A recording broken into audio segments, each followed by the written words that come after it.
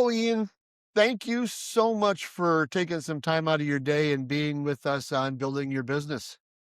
Hey Rob, the pleasure's all mine. It's an honor to be here. Thank you for having me. It's I've been on yours, and so I guess this is a little bit of reciprocation. Um, it's funny. We've had a lot of conversations over the last couple of years, both Hmm. on formats like this, on phone calls, and also when we get together and see each other at conventions. But Yep. it's dawned on me I really don't know anything about your background. Uh, Tell me a little bit about what got you interested in the inspection industry. Well, you probably don't know a lot about my background because it's been sealed by the courts. Oh, well, Just kidding. I get that. Nah, I'm just joking. Um, well, so I have a little bit of an eclectic background. I guess at the core of it, it's a lot like any other uh, inspector. I did construction.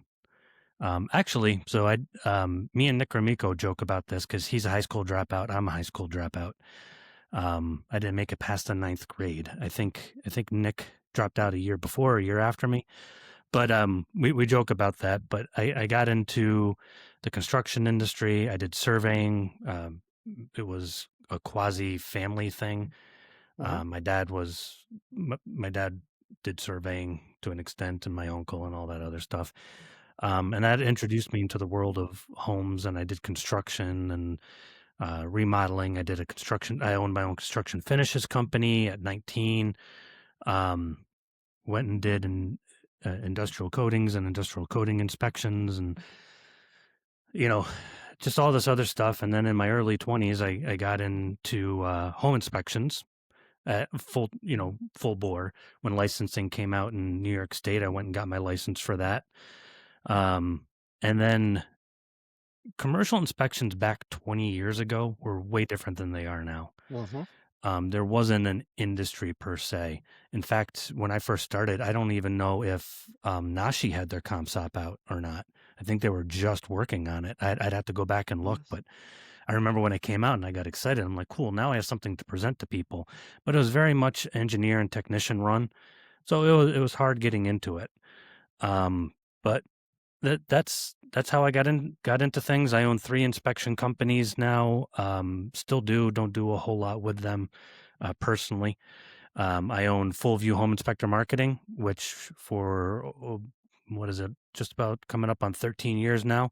We've helped home and commercial inspectors all across the US and Canada and sometimes Australia, do their online marketing and stuff like that. And obviously we own Inspector Toolbelt, one of the premier home inspection softwares in the industry. We're very proud of that. And that's me. It's funny. Yeah, I grew up with a surveying household as well. Did you Uh, really? Did you hold the dumb end of the stick the I whole time? have been beaten over the head the difference between a cloth tape and a steel chain. Oh my You gosh. know, the survey pens, the in fact, you can't see it on this screen, but up on my bookshelf, I've actually got a 6 foot wooden ruler Okay. that I had to Yeah. use for marking stakes for grading. Um, The worst. I spent a lot of years of my life. Uh, I remember, this is, gosh, this is terrible because nobody cares about this stuff, but geeks like us do. Mhm. Um, I remember 1989 getting our first laser Oh yeah. and being able to shoot a half a mile in a morning. In a The morning. the EDM system. Yeah. Yeah, and now they can do it instantly. But we used to have to set up the receiver and the transmitter for the laser, the prism, and it would take an entire morning to shoot back and forth to measure Hmm. that half a mile. And for my father, that was amazing.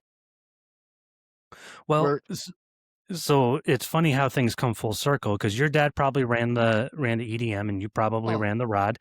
So that's what you do when you grow up surveying. yep, And but now I watch surveyors and there's only one person because it's all yeah, robotic. So now yeah, the surveyor is the rod man. He's doing all the running around instead of the rod man.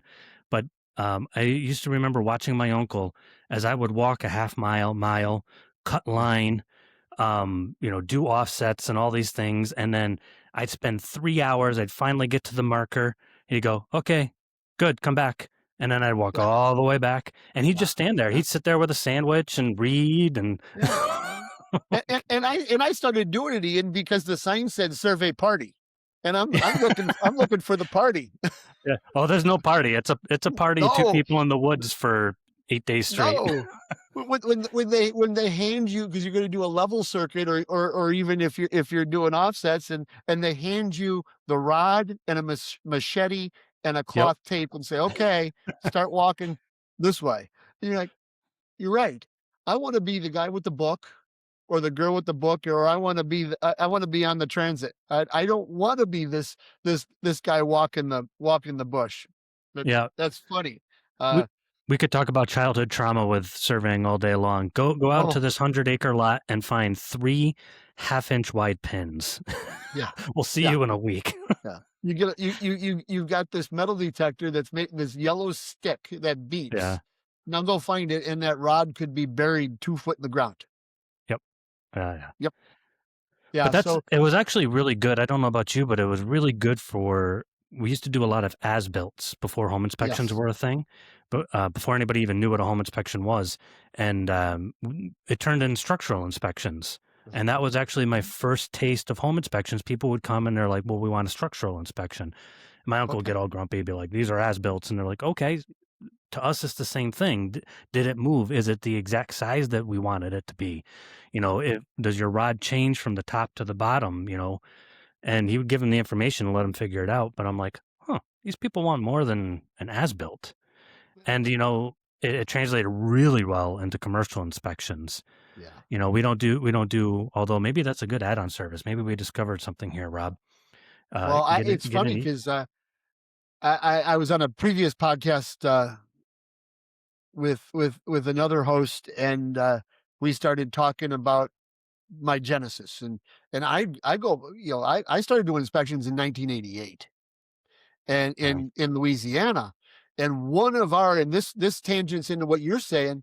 One of our key metrics, we used water levels that we made, yeah, and we could do slab surveying of the offset of a slab of a 800 square foot house, yeah. of up an inch, down an inch, up an inch, down an inch, level or whatever, and actually show where the pilings have failed under the house.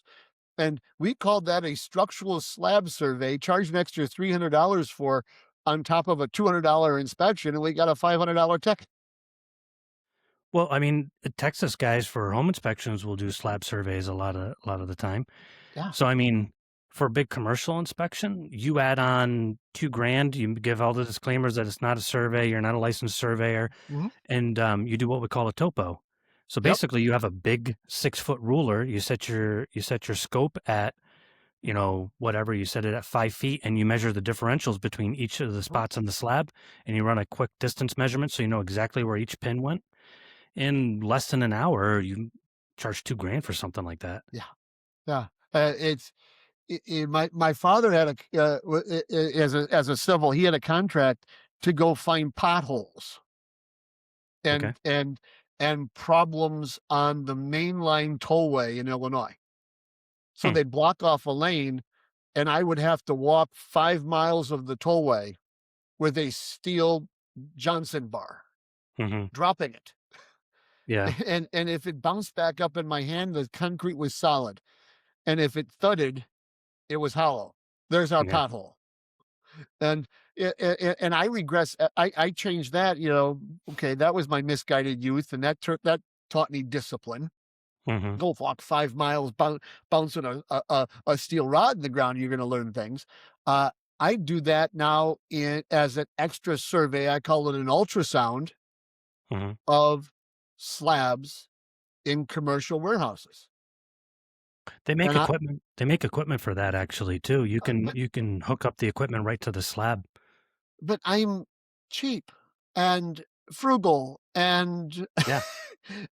but it's an opportunity to create a product to fill a need for a client. I mean, Mhm. I found slab issues that if they would have drove their forklift with a few thousand pounds of paper for a paper uh, printing company, they would have gone through the concrete. Hmm. And it's worked, and it's a great viable solution. So it's funny. Uh, we have, I guess, when you talk to enough inspectors, you find certain similarities. It's Mhm. I might have been in the trades. That's a similarity that so many people have. I might have, and in your case, you worked in some engineering factions. Surveying is engineering. It is, It's yeah. it's really and you might not be doing the calculations, but you're tactically, feeling it as tactile. It's you're feeling the building or the project. And then you said you had you had a Finnish company. So I get that. And then at some point you realized you wanted to be inspector. And then you probably realized the report writing solutions were not what you wanted. Mhm. And so you created Inspector Toolbelt. Mhm. You probably realized at some point that you didn't like the marketing that was out there. Mhm. So you created your marketing, and I think that's where I really want to focus today, Ian. Yeah, and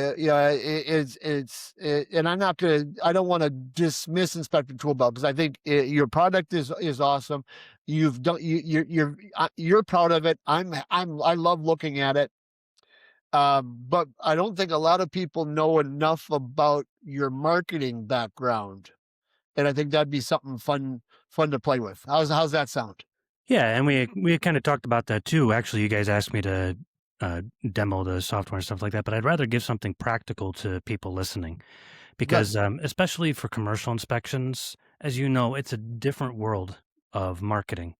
Just Yeah. as an example, if we're a home inspector, most commercial inspectors are home inspectors that become commercial inspectors. Let's be honest, that's how it is. Sure.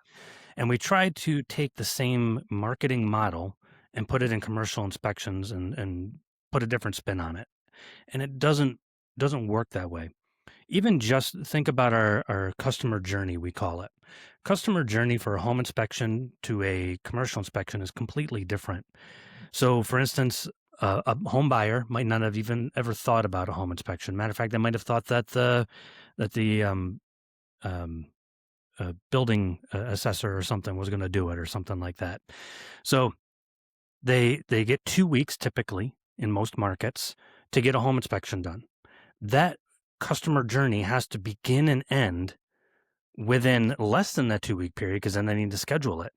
So sometimes people get less. So the customer journey happens faster for a home inspector client than almost any other industry. Within a Mhm. day or two, they need to know who you are, why hire you. You need to be completely ubiquitous in your market, which is basically you have to be everywhere. So when they look, they Mhm. find you. When you convert them on the phone and things like that, it's all very, very relatively quick. But we get so used to it as home inspectors, our mentality is it happens like that everywhere. Now, with a commercial inspection, you picture this. Sometimes you're going to have small ones, like like the owner of a company is like, "Hey, I'm buying this small warehouse," and you're going to deal with them directly, and maybe he has a time crunch, but those are going to be rare. A lot of the times, it's going to be, "Okay, hey, I'm a building owner. We're doing this. We need all the exit signs on this and on this commercial building inspected, or all the fire extinguishers, or we need a slab survey, or we might need the whole building inspection, or we need this or that." There's going to be a myriad of different types of inspections, and they're going to be very unhurried. Yeah. So it's usually going to be like, "Hey, here's our budget of $12,000. I'm going to give this to my secretary, and he or she is going to find somebody. They're going to present me with 2 or 3 options. We're going to look them over, sit down at a meeting, and then we're going to go back and maybe ask some questions and figure it out." It could take days, weeks, or months to convert that job. So customer journey, way, way different. And the difference in the success of our marketing as a home inspector versus a commercial inspector is going to be number one, understanding the customer journey, and number two, finding all the spots in it that we need to be in. Because that's what any good marketer does. What do they do to get from point A which is start to thinking about buying a service or product, and point B, which is actually buying that service or product. For us, how do we get into all the spots where we are point B? Very valid. I mean, I have also found that the residential side provides the purchaser slash client a disservice Oh, in yeah, that totally. time crunch. Oh, yeah. Because if Ian Robertson is the best inspector, or I love the word ubiquitous. I can't spell it, It's a but fun I word. love the word. So you're it in your marketplace. Put that box there. Dag nabbit. I would hope you're booked out. I would hope, being that person, you're probably utilized at like at 80-90%, so that if that client wants Ian Robertson and they've only got this small Window. lineal time period, they can't get you. Yep. Happens all the time. And you And see it all the time.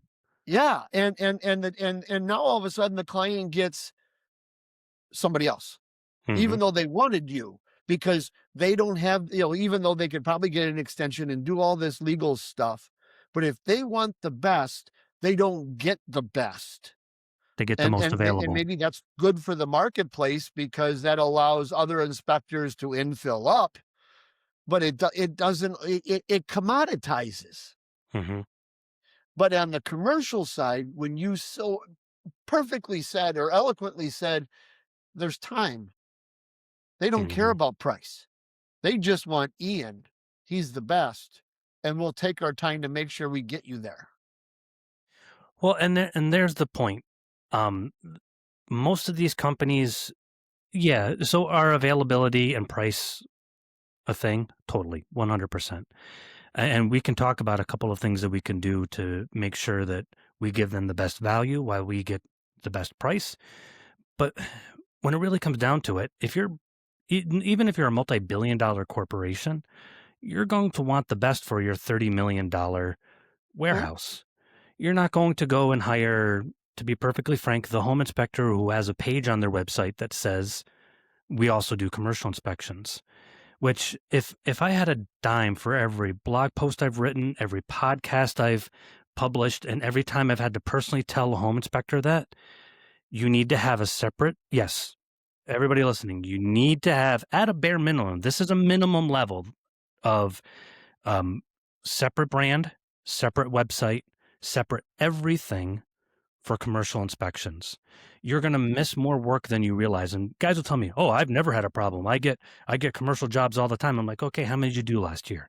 It'll be like Yeah, 12.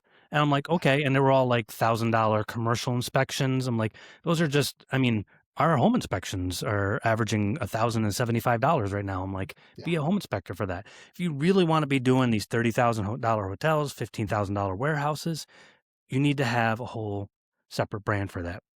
Went off on a tangent because that just, I can see you shaking your head, yes, because it just bothers the snot out of me. But Yeah. they have higher expectations for the higher level of work. But that gives us an opportunity. We all love to say we're the best home inspector, but sometimes, mathematically speaking, we aren't the best. We're the most available. Exactly. If our schedule is full, we have to ask ourselves, am I the best or am I just the most available? With commercial inspections, it's not, it's going to be completely different. Our schedule is going to be full when we're the best, because that's what they're looking for. And they'll even fly you out places. I have commercial inspectors that I've worked with for years, and they're like, Ian, we need to turn the marketing down. They're like, this guy's flying me out to Wichita. This person is flying me out to, Massachusetts, and we're doing this, and I'm staying for 3 days out in, Buffalo. Mhm. And they're going to say, okay, we found the guy that we like. He's going to do the inspection. He's going to run our board meeting. He's going to do a whole presentation. This is what we have now. If you want to be that, you have to be that. So, Yeah. Oh, and that's a choice. And I have had members call. We do coaching sessions, and every member at the CCPA better have my phone number, because I make it available to absolutely everybody. Yeah. And I'll get calls like that, and I'm going, and sometimes no, there are projects that that require a Rob or an Ian, because that's what the client wants, boots on the ground. Mhm. But there are other projects they want a Rob or an Ian oversight. Yeah. And you could, and this is where you've got to get into the business owner's mindset.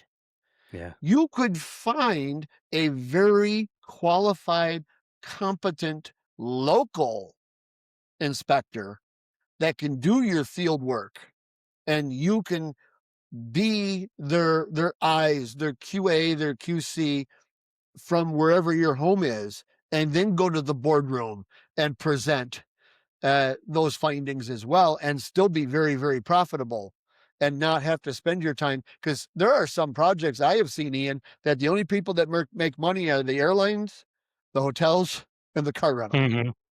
Yeah. because you don't think about billing that other element into your fee, because your client wanted you to go to from Chicago to Poughkeepsie. Yeah. Well, and then too, um, talking about the over-serial thing, um, that's where CCPIA works out really well. So a lot of my guys will do that. I say my guys, the inspectors that I work Yeah, with commercial. And sometimes they'll be like, okay, listen, there's 30 HVAC units. I'm getting an HVAC guy. HVAC guy. Okay, cool. But for the most part, they're going to be like, I need boots on the ground, but I'm here 8 states away. So they're going to hire a CCPIA guy. But listen, if I'm if I'm hiring internally, maybe we're a commercial inspector, say, hey, no other commercial inspectors ever called me. Step back and look. When they find you, I'm not hiring you for ABC Home Inspections that also does commercial inspections. yeah, I want a guy that's going to show up and say, Ian, I know exactly what you need.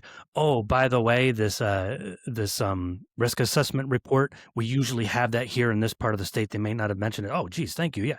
That kind of conversation, you're only going to get hired by other good CCPIA guys if you are a good CCPIA guy. Like yeah. you got to know your stuff. And it's easy to find out who knows and who doesn't right away. It's not a tough, it's not a tough vet. Now you Yeah. would you talked about websites, and we've done other podcasts with digital designers, and Mhm. they've screamed the same thing, Yeah. that you need to have a digital presence that's commercial and not Yeah. and Yeah. and I get that. What other differences have you seen in the marketing strategy between residential and commercial that you think could be important to talk about? So one of the biggest differences is commercial inspections is way less referral based. Mhm. So it is still referral based in a lot of aspects. You have commercial real estate agents, um, but for the most part, it's a lot more digital than it is the home inspection field, and it's also a lot of recurring revenue if you do it properly. Mhm.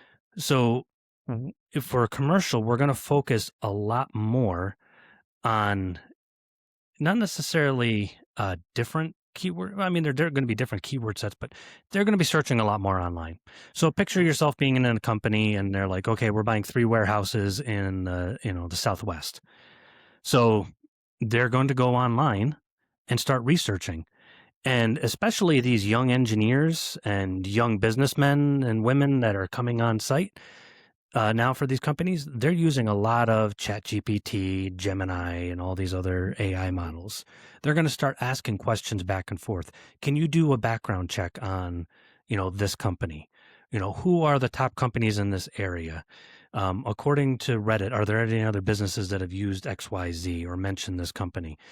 And they're going to go a lot deeper than the homeowner who looks at our Google reviews or home buyer looking at our Google reviews and saying, okay, the agent recommended this person. They have 93 good Google reviews. I'm hiring them. It's a lot different for commercial. And the customer journey for different companies is different. So Mhm. are you going to be targeting somebody buying a warehouse versus buying a hotel? The questions they ask are very different. Are we going to be going after somebody who's looking for an annual maintenance routine or an insurance inspection for draft hoods? All of those are going to be very, very different marketing sets. So the content's going to be different on our websites. So we may want to say we do commercial inspections, but we need to break it down a little bit. We need to do a question and answer type situation where it's like, what is a PCA? How do we go about it? What is a cost to cure? How do we go about it? And then mention our local market. If we're in Phoenix, Arizona, be like, in Phoenix, Arizona, what is a special inspection versus what is a fire inspection, whatever these things are, so that anytime that somebody asks us a question about a commercial inspection, we should have a piece of paper by us and write it down. Mhm. Then we take that question and we put it as content into our website. That's basically what we do for our clients. We follow trends and we're like, okay, what's the trend? What are the questions that people are asking in their market, in other markets that they're expanding into? And then we start creating content based on those questions. I don't know all the reasons why, but most of our commercial clients get the bulk of their work online. Yeah. But that's basically one of the main reasons why. Whereas home inspectors might be, if you have a good online campaign, 50-50, maybe 25% of your work comes from online, Mhm. whatever it happens to be. But the bulk in commercial, definitely from online. Yeah, I couldn't agree more. I can go back to the statistics when I was still running a company. We were well in excess of 75-25, maybe even 85-15 Hmm. of internet source versus direct referral. Yeah, Because, and I think it's for a lot of reasons. I think some reasons might be, this is such an emerging industry it that is. I mean, we're still calling dibs. We're still educating the world on the value of a commercial inspection, that it hasn't become mainstream enough yet that all the referring partners understand us. But once you find a referring partner, they're in. They're like, "Holy cow, give me some more of this." It's like eating potato chips.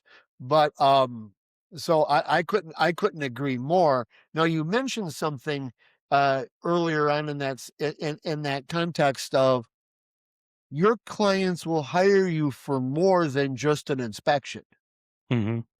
What do you mean by that? Well, it comes up in a lot of different ways.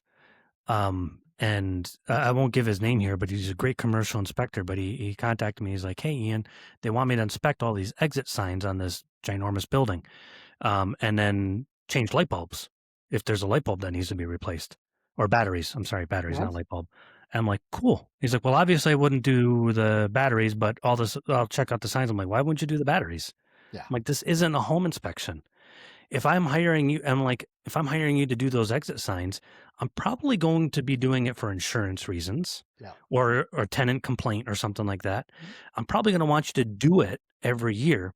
Yeah. And I'm going to do that every year. I'm going to send them a contract. I'm going to push it. I'm going to send reminders the next year because what I want as a business owner is ARR, annual recurring revenue. That makes our business incredibly sellable. So let's say you only make $300 to do a 1 hour walkthrough and you charge $40 to replace the batteries on the sign. Whatever, it doesn't matter. You do 300 of those over your career and you start accruing them. When you go to sell your business, you sell that business for the amount that you have with 3 to 8x. Yeah. So if you're making 100 grand a year in annual recurring revenue besides your, 500 grand a year in other revenue, they're going to take the other revenue into account, but they're going to go by your annual recurring revenue, stuff that you have contracts for.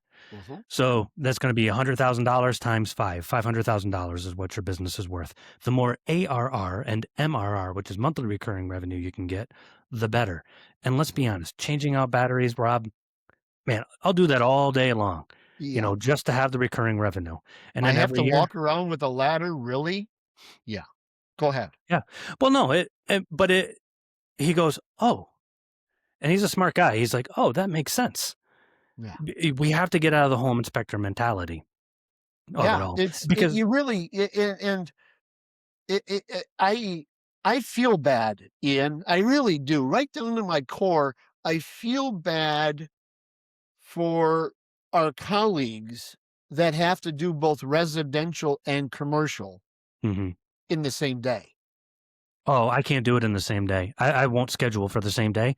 Messes my brain up. And Yeah, I don't none of my guys, nobody will do it in the same day if we can help it, because it's yeah, just 2 different mentalities. exactly. And let alone residential, commercial in the same, day after, concurrently day, because it's different vocabularies, it's different clients, different reporting styles, and different approaches. And like there's a sweet spot out there in marketing. And again, we're still playing with the marketing. These buildings that are maybe 15,000 to 50,000 square foot Mhm. probably don't have an on-site maintenance staff. Yeah. They're probably they're probably using the shop foreman or the shop mechanic, or or maybe even the owner is doing the filter changes, and they're doing the little bitty things. Where in homes, to get a homeowner to do a maintenance inspection doesn't Never happen. possible. Yeah, it doesn't happen. We all know people that have been chasing that banner for decades. Yeah, it And, won't happen. and the American homeowner population does not do maintenance inspections. If it Yeah. breaks, we buy a new one or we have it fixed, but we don't want to know anything preventative. But on commercial, that's a huge, when you talk about a annual revenue, doing an annual maintenance inspection on a commercial building is hands down some of the greatest residual opportunities you'll ever have. If I were starting a commercial inspection company today, I would, in tandem, have a maintenance crew that either I worked with a company Mhm. and I made money off of their contracts. I would need full disclosure. What are your contracts and this and that? And I take a percentage off the top, or I would have my own guys and be Yeah, like, okay, we're going to do your annual inspection and we'll make sure that the crew takes care of X, Y, and Z. yeah. And that way you don't have to hire a full crew. You have a maintenance staff that comes in once a month and handles these particular tasks. Every third month, you have a 1 hour inspection to see if there's anything new, and then we'll give you a proposal automatically. Those you almost have to think like a project like a property manager, Yeah. because that's where it's going. But even still, those little niche projects are important. But talking about what you had mentioned before, Rob, this really is the golden age of home inspections for those things, because property managers have not figured this out. And I still don't know for the life of me why more property managers are like, why don't we just become commercial inspectors? They just Yeah. don't. I don't know why. And then most home inspectors, we are very good at inspecting homes, but the vast majority of us are not equipped for commercial inspections. Mm. So competition is still very low. We all like to think we are. We're like, oh, it's just a big house. Man, competition is so low in the commercial industry.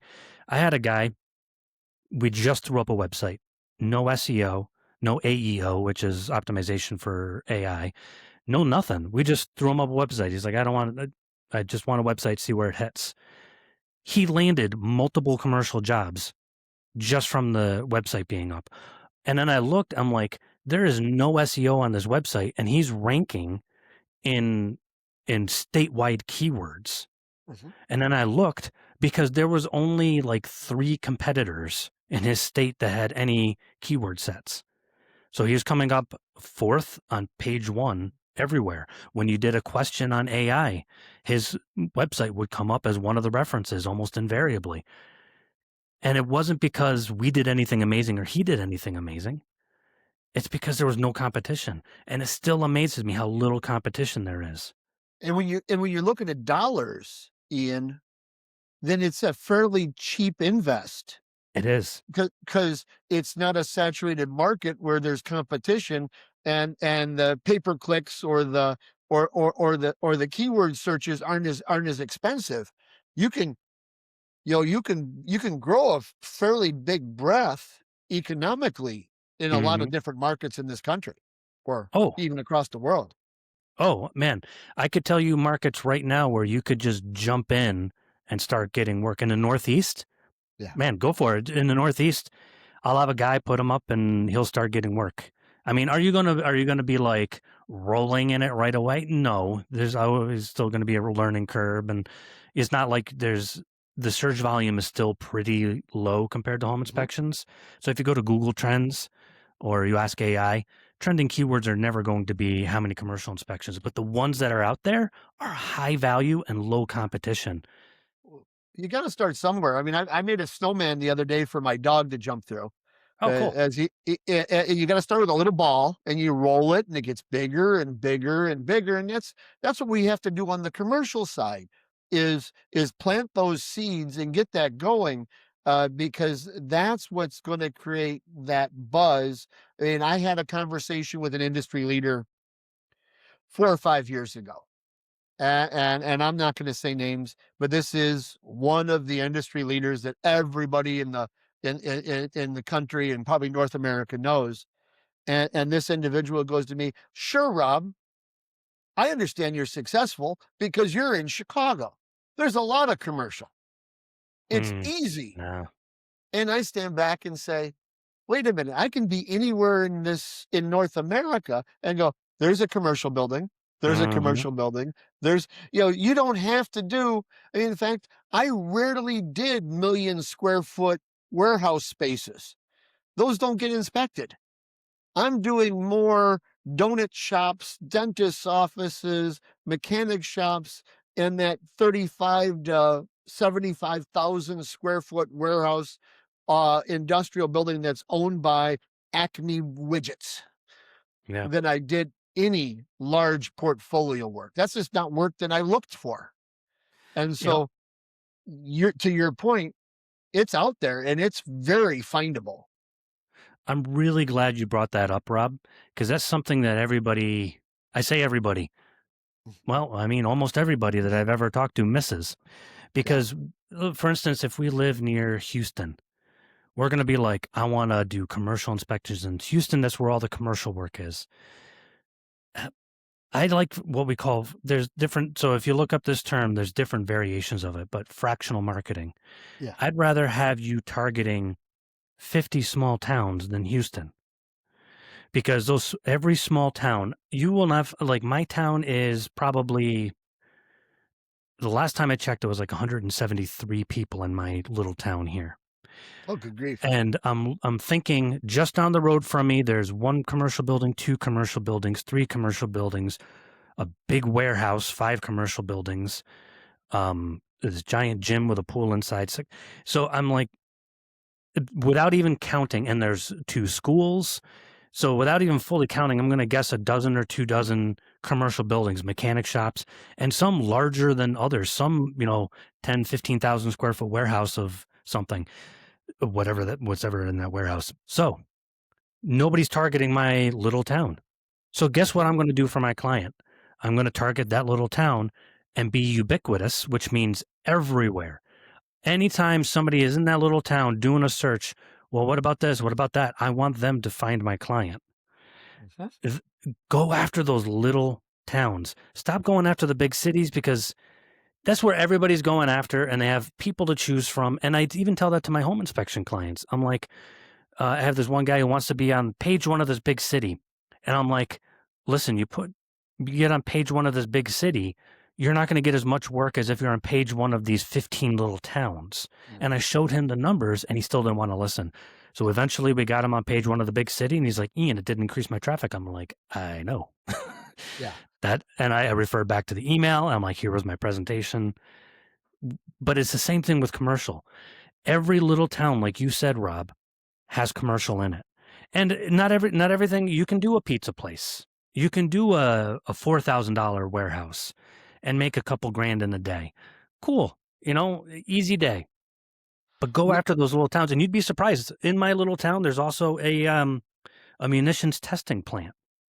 So they actually need to, interestingly, get their stuff inspected because they test munitions. So those micro vibrations go through and loosen things like bolts and roofing Yeah. material, and they have underground structures. So they need to get regular inspections, find out what inspections they need. I'm sure they're not cheap to get. And it's a big, big plant. So Yeah. there's always Y- y- something. Commercial, and I get nervous every once in a while. Not nervous like a cat in a room full of rocking chairs, but nervous a little bit in there's 38 states plus 2 provinces in Canada that have licensure for home inspection. Yeah. And there's really no states that have licensure for commercial.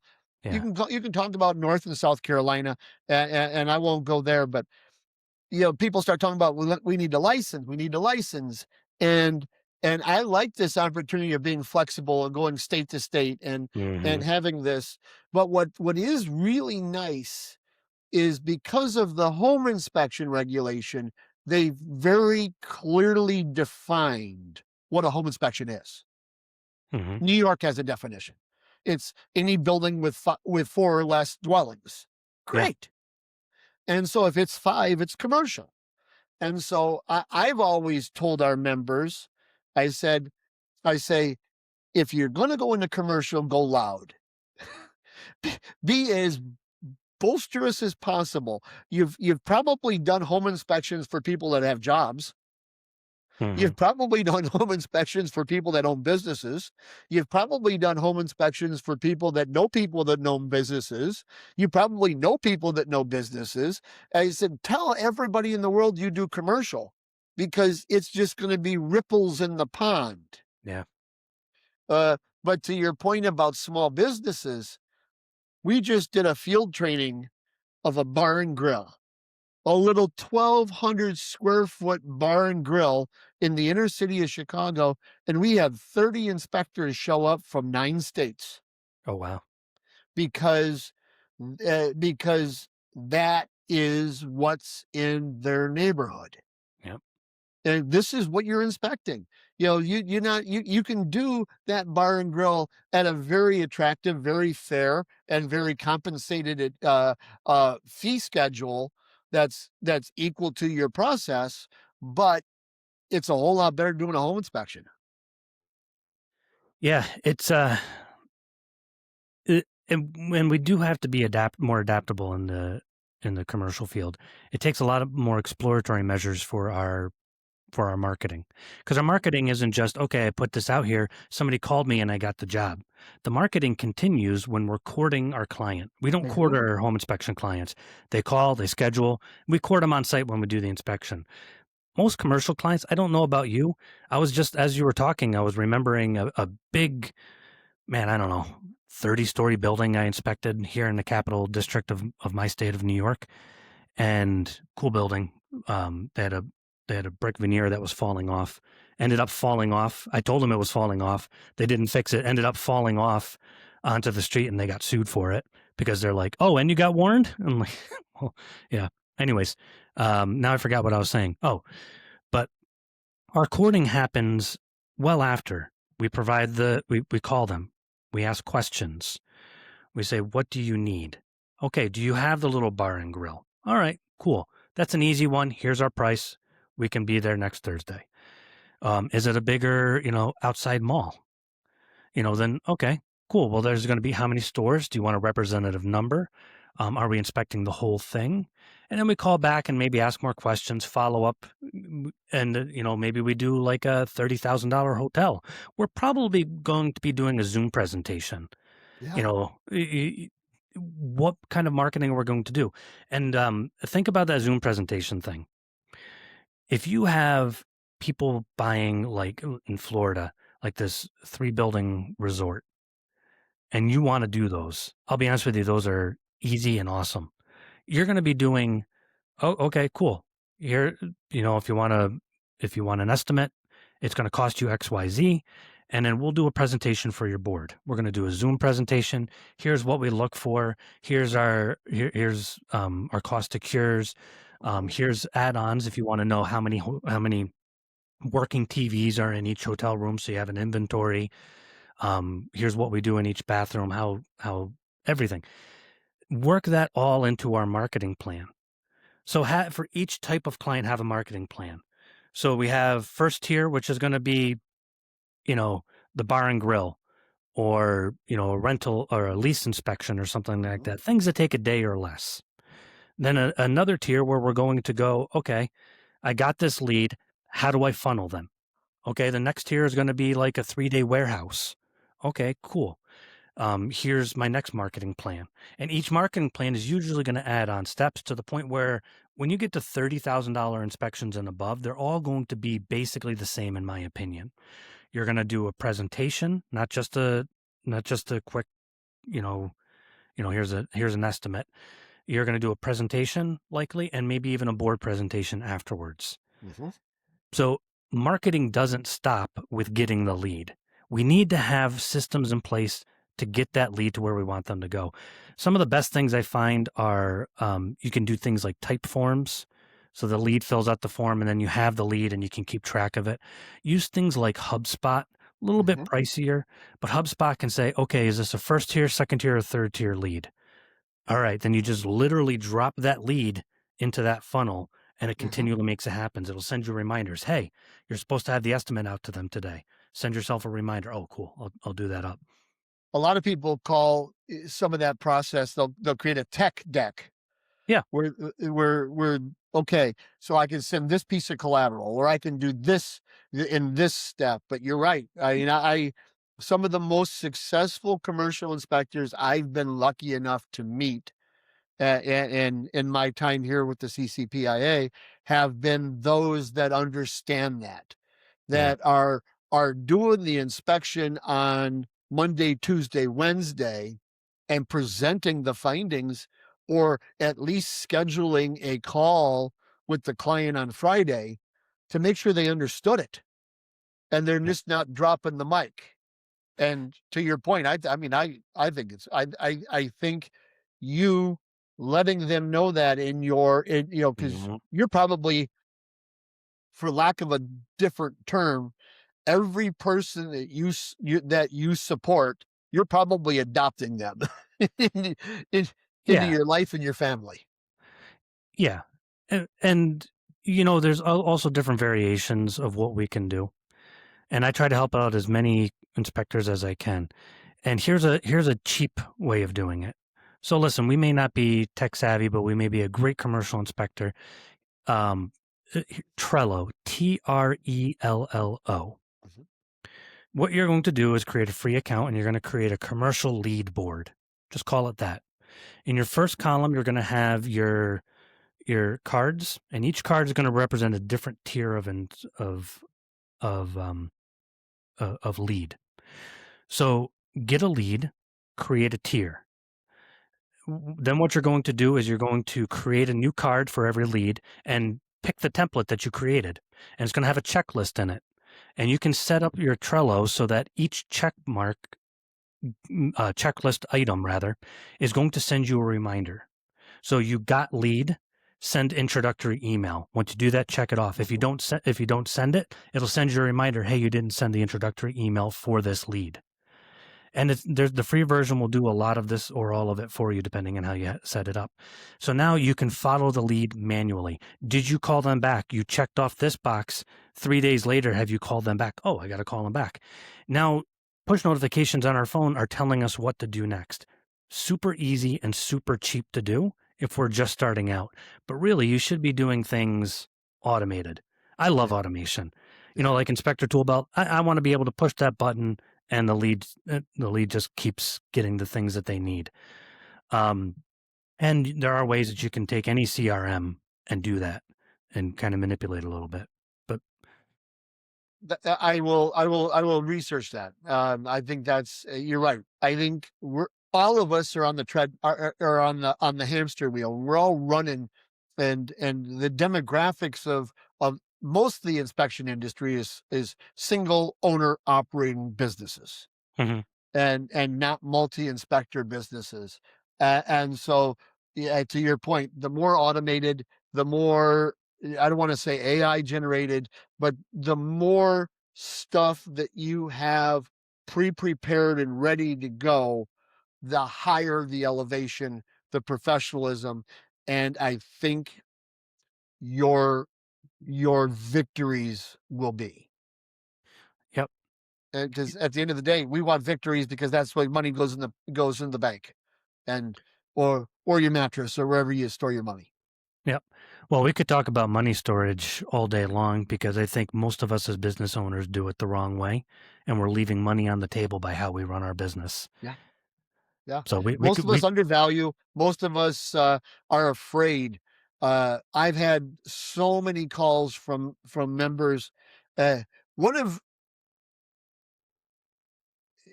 I don't want to tangent, but I will. let's tangent, man. Let's make it happen. One of the things that destroys me to the quick is when I look on social media and somebody posts, "Here's a building. What do I charge?" I know I hate that. And and then you're going to get 50 responses from 50 different people, and half of them are snide and crass and Hmm. and without validity. And my response to those individuals is, stop asking what, start asking how, Hmm.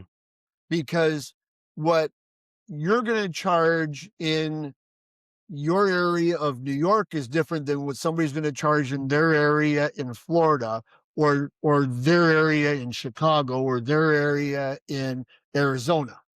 It's, tell me how you would come up with a price on this. What, Yeah. and maybe what ancillary things I should consider, but don't ever ask, don't ask me what do I charge in dollars, because it's going to be different. I'm glad you brought that up. That's a good tangent because I've always thought that it was kind of like a doctor posting their patient online. Here's a picture of my patient. What's wrong with them? Yeah. It's just like, okay, we're going to start asking like symptoms. Can we have some more Yeah. information? Yeah. It's the same thing with a commercial building. Okay, what do they want? Yeah. What are they going to use it for? How far away is it from you? Are you going to need specialists? And you start asking those questions and they don't know the answers a lot of the time. So we should have a checklist of what questions do we ask them. And it really should be in something like a type form. And I keep Uh-huh. mentioning Typeform or any other service that's like that. It'll take partially filled out forms so that you can find out who is filling it out. It'll ask multiple questions and it'll do if this then that. And it'll say, I don't know what I want. You can say, here's 3 standard inspections that we offer. Would you like one of those? And then they click one. At least then we know where to go. And then when we do the client acquisition call, we call them. We say, hey, thanks for filling out that form. What are you using it for? Oh, you're switching this warehouse to vehicle storage. If you're going to do that, can I recommend that we do, a slab inspection to make sure that it can handle the weight? Because it might handle the small two-door Kia, but what if you're going to put a Hummer in there? We want to Yeah. make sure that you're not going to have any slab issues. So first of all, you won that job already on authority. They're like, we didn't even think about that. He told us exactly what we needed, but we didn't know we needed it. And then second of all, you just got an ancillary service. So those questions, we really need to have those written out. What are you going to be using the building for? Do you know what ancillary inspections you want? In this area, we have a lot of our clients order this, and this type of inspection. We're selling ourselves short by not having a list. I know for me, when I go to the dentist, I don't want him to ask, what do you want? I'm like, Yeah. I'm going to say, what do I need? Do I need a filling? Do I need Yeah. veneers? I don't know what a veneer is. I think that's when they just put like a little coating on your teeth to make them white. I don't know. Anyways, I'm digressing. Yeah. We don't want to leave the ball in their court. They put the ball in our court. Mhm. Let's deliver it back to them with something useful. Have a list of I couldn't questions. agree. I couldn't agree more. I mean, I think we'd initially had a conversation about, okay, let's talk about, your superior and excellent software product, but then it's like, well, no, there's more to it. You have so much more to offer. But I want to go back, and and circle the wagon, because this has been great, and we could do another 3 more hours on this. Nobody will listen, but we could do another 3 more hours on this. So, let's go back to Inspector Toolbelt, at towards the end of this, and what do you what's on the horizon for Inspector Toolbelt? Is there anything new and exciting coming out that people need to be aware of? Yeah. So whether you're a home inspector or commercial inspector, we have lots of both. We're going to be having more CRM options put into our app so that you can funnel those leads better, both for Okay. residential and commercial. One of our very next feature that we're releasing is sub items. So it allows you to get as granular as you'd like with things. So, if we're walking around, we're like, okay, crack in the slab, but now we're doing a slab inspection. You can create sub items under the slab to get even more granular with each particular comment, giving each comment its own rating and own, attributes and things like that, and digging even deeper for more technical types of inspections. We're digging deeper into AI without letting AI run the ship, but it's Okay. definitely going to be an AI companion that can help steer you in the right direction and take care of things on the side to allow you to inspect better. One of the worst things I think that'll happen to even commercial inspections is eventually people are going to want AI and rely on that too much. It should be a companion because anybody who's ever even asked AI for a recipe realizes how bad it is pretty quickly. Like it gave us a recipe, my daughter made it, and I'm like, there's something missing. We asked AI, oh, yeah, well, I didn't tell you about these 3 ingredients. That was my mistake. Can you imagine that happening on a $30,000 hotel inspection Yeah. or somebody's $500,000 house? It should be an assistant, in our opinion. And that's what we're making it, a great assistant to say, hey, you might have missed this, or did you mean to word it that way? Or, hey, how about we take care of this task for you while you're writing this? Yeah, my our son is in a in a master's program right now for aeronautical engineering safety. And I asked him the other day, I said, so tell me, because he's writing papers every week. And I go, so what do you use AI for? He says, nothing. What do you mean nothing? I said, don't you have it check your grammar? He says, I don't even have it check my grammar because I'm afraid it's going to change the meaning of something. Yeah. And so I don't think I think it's coming. I don't think it's there. I don't think, and Nick Gromyko says it very well. I don't think virtual or AI is ever going to take the place of inspector boots on the ground and eyes on something. Well, and here's why I agree with you and why we are developing it very carefully. We think that some states, or I think some states, are actually going to ban it Okay, because interesting. AI regulation is getting very wonky. So the first time a doctor makes a mistake because, well, AI said, here's your 3 symptoms. So my dentist uses it. It scans my teeth rather, and it gave me all this stuff.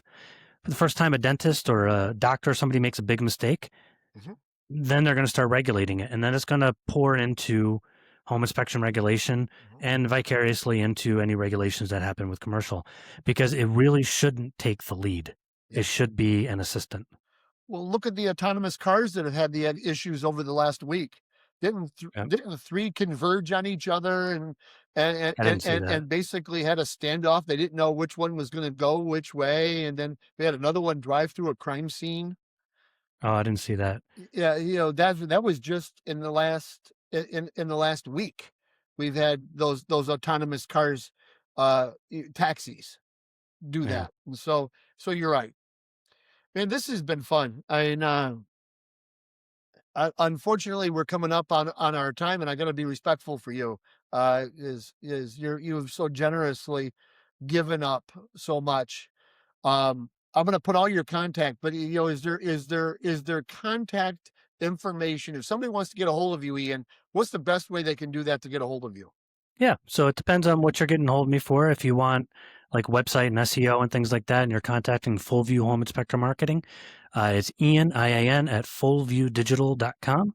If you're asking about Inspector Toolbelt and the app and things like that, then it's going to be info at inspectortoolbelt.com. That's our inbox. You'll have me or David or somebody else answering you out of that. But yeah, reach out. Also, if you'd like to call me directly, um, 518-878-4845. But otherwise, it's been a great privilege to be on here, Rob. And Oh, believe me, the honor is mine. I love sharing no, information. it's mine, and it's when we, yeah, I look forward to our meetings and greetings and handshakes are few and fleeting, but it is always my pleasure. And thank you again for taking time out of your busy schedule to chat. I think both of us have a lot of passion and can chat about commercial inspections all day long. Yeah, agreed. Thank you again. Oh, my pleasure.